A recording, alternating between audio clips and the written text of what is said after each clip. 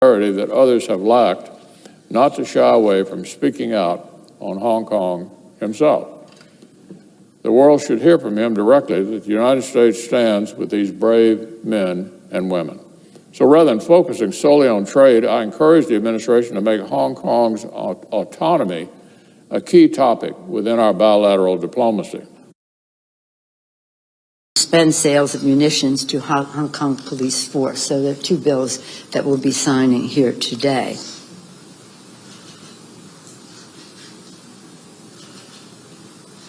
Sadly, without question, China's promise to full autonomy for Hong Kong has been utterly broken.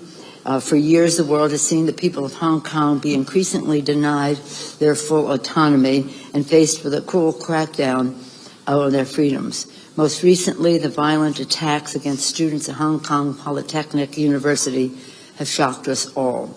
In America, if America does not speak up for human rights in China because of commercial issues, we lose all moral authority to speak about human rights anywhere in the world. This is Hong Kong. We're at the conjunction here of Nathan's Road. You can see some of the protests, peaceful. Some press here as well. Black is the color of the protesters, of the pro-democracy protesters. Police cars just left the scene a little earlier and took away about 3 vanfuls of folks who have been arrested. Hong Kong as wartime, we do think that it is a war here now.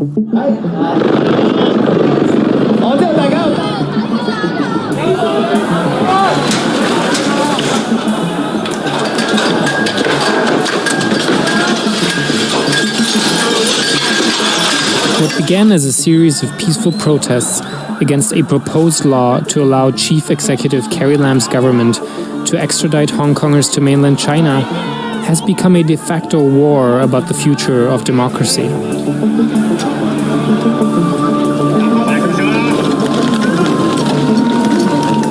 Lam withdrew the bill, but the government of the semi-autonomous territory has shown little other compromise. The resulting clashes between protesters and police are fundamentally transforming a historically and economically unique megacity into a key battleground in a conflict now greater than just Hong Kong. It's the people versus Carrie Lam, Hong Kong versus mainland China, democracy and freedom versus authoritarianism and governmental surveillance. But after nearly 6 months of resistance, who are the Hong Kongers keeping the seemingly impossible fight alive?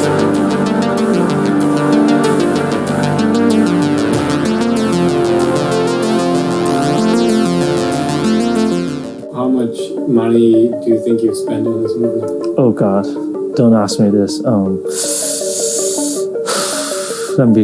It's just killing me even to think about it. I think I've spent like $30,000 US myself to this movement. This is Chong. He works in tech, is in his early 20s, and says he has been on the front lines since the protests began in June 2019. Masked to avoid police surveillance, he is a driving force among fellow protesters. But despite his extensive efforts to keep the movement going, he insists that he's just a regular concerned citizen. There's no real leader commanding us or giving us instruction on what to do. We do whatever we believe was right. And so it's like millions of people thinking individually. No matter who you arrest, like Joshua Wong, he's arrested multiple times. It feels like he's just here for being arrested. And then alongside with a lot of pan-democratic party members, activists, they're arrested. But still you don't see anything. You don't see the movement dying out. We are still going on. Joshua Wong was one of the student leaders of the 2014 Umbrella Revolution.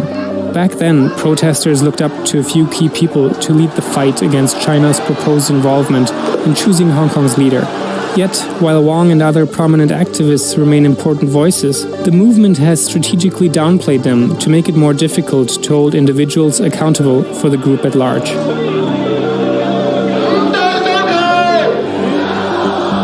It's precisely this focus on the group over the individual that seems to have transformed Hong Kong fundamentally. We become more like a team, a cooperative when, say, on the streets. When we were not originally like that. Hong Kong is very pressurized. We're very stressed. So usually when you feel stressed, you're not nice to people, right? But I think